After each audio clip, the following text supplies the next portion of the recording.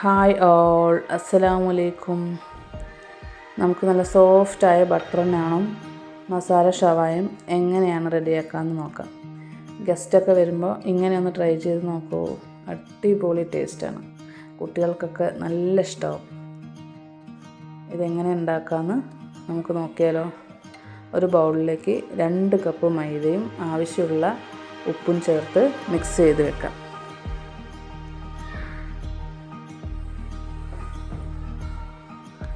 വേറൊരു ബൗളിൽ 1 കപ്പ് പാലും 1 സ്പൂൺ ഈസ്റ്റും 2 സ്പൂൺ ഷുഗറും കുറച്ച് ബട്ടറും ചേർത്ത് മിക്സ് ചെയ്ത് ഒരു 10 മിനിറ്റ് മാറ്റി വെക്കാം.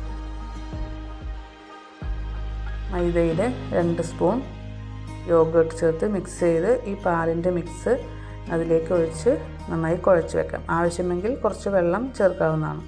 നന്നായി കുഴച്ച് ഓയിൽ തേച്ച് നനഞ്ഞ ഒരു തുണി കൊണ്ട് കവർ ചെയ്ത് കുറച്ച് നേരം റെസ്റ്റ് ചെയ്യാൻ വെക്കാം.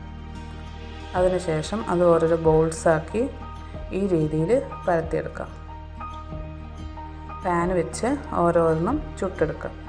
വേവാനാവുമ്പോൾ ബട്ടറിൽ മല്ലിയില ഇട്ട മിക്സ് തേച്ച് അങ്ങോട്ട് 2 സൈഡും മറിച്ചിട്ട് മൊരിയിച്ച് എടുക്കാം.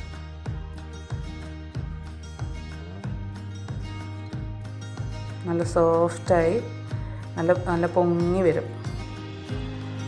ഇത് കറികളൊന്നും ഇല്ലെങ്കിലും വെറുതെ കഴിക്കാൻ വരെ നല്ല ടേസ്റ്റാണ്.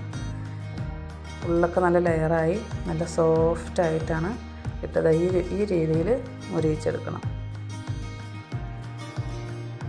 അടിപൊളി ടേസ്റ്റാണ്. ഇനി മസാല ഷവായി എങ്ങനെ റെഡിയാക്കാമെന്ന് നോക്കാം. മിക്സിയുടെ ജാറിൽ ചെറിയുള്ളി, വെളുത്തുള്ളി, ഇഞ്ചി, മല്ലിയിലയും പുതിനയിലയും, 1 ലൈമിൻ്റെ ജ്യൂസ്, 2 തക്കാളി,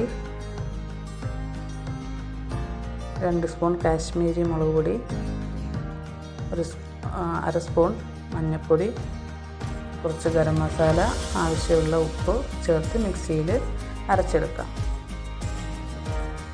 അത് നമുക്ക് ചിക്കനിൽ അരച്ചത് മസാല തേച്ച് പിടിപ്പിക്കാം. ഒരു 4 മണിക്കൂർ, ഒരു 3 to 4 മണിക്കൂർ റെസ്റ്റ് ചെയ്യാൻ വെച്ച് കുക്കറിൽ കുറച്ച് ഓയിൽ ഒഴിച്ച് ചിക്കൻ അതിലിട്ട് ഹൈ ഫ്ലെയിമിൽ 1 വിസിലും ലോ ടു മീഡിയം ഫ്ലെയിമിൽ 2 വിസിലടച്ച് വേവിക്കാം. അതിൻ്റെ ഗ്രേവി കുറുക്കി നമുക്ക് ഈ ചിക്കൻ്റെ മുകളിൽ